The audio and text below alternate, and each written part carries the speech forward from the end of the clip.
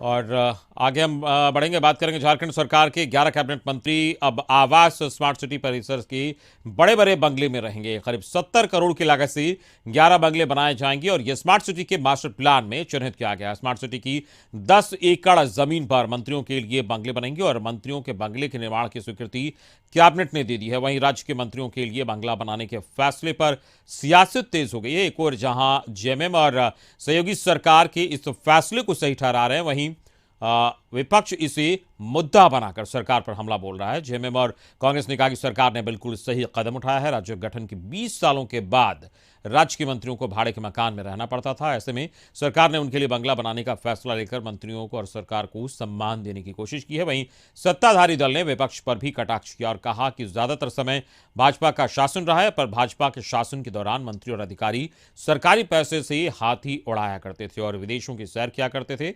हेमंत सरकार ने मंत्रियों की सुध ली है। सरकार हर मुद्दे पे फंड की कमी का रोना रोती है, तो वहीं दूसरी ओर उसने अपने 11 मंत्रियों के लिए 11 बंगले के लिए 70 करोड़ रुपए आवंटित करके अपनी सोच दिखा दी है। और ये सारे बंगले जो है ये 5 स्टार सुविधाओं से परिपूर्ण होंगे और इसमें विलासिता के सारे साधन उपलब्ध होंगे। देखिए, कल के कैबिनेट में माननीय मंत्रियों के लिए आवास निर्माण का निर्णय इसलिए सही है कि 20 वर्षों में आज तक विधानसभा या माननीयों के लिए कोई एक फैसले तो हुए नहीं। इस सरकार को जो विरासत में मिली है उसको आगे बढ़ाते हुए अन्य कार्यों की तरह मनरेगा मजदूरी जो केंद्र सरकार ने गोवा और तमिलनाडु में 325 रुपये निर्धारित किए और झारखंड में 200 रुपये, सरकार सब कामों को आगे बढ़ा रही है। विरासत में माननीय युवा मुख्यमंत्री हेमंत सोरेन जी को खाली खजाना मिला, लेकिन कुशल प्रबंधन, कुशल वित्तीय प्रबंधन के बदौलत केंद्र सरकार हमें कोई मदद नहीं करती, उल्टा हमें परेशान करने का काम करती है। उसके बावजूद अगर हम मंत्रियों के लिए बंगले बनवा रहे हैं तो ये।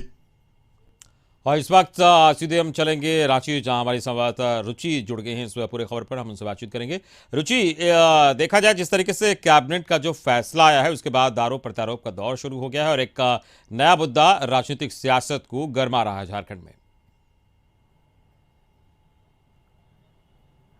जी अमित, जो मंत्रियों के लिए जो बंगले बनेंगे जिसमें 5 स्टार की सारी सुविधाएं मौजूद रहेंगी और सत्ताधारी दल की तरफ से तो यही कहना है कि ये काम भाजपा ने जो शासन किया था, भाजपा की जब शासन काल थे उसी समय हो जाने चाहिए थे।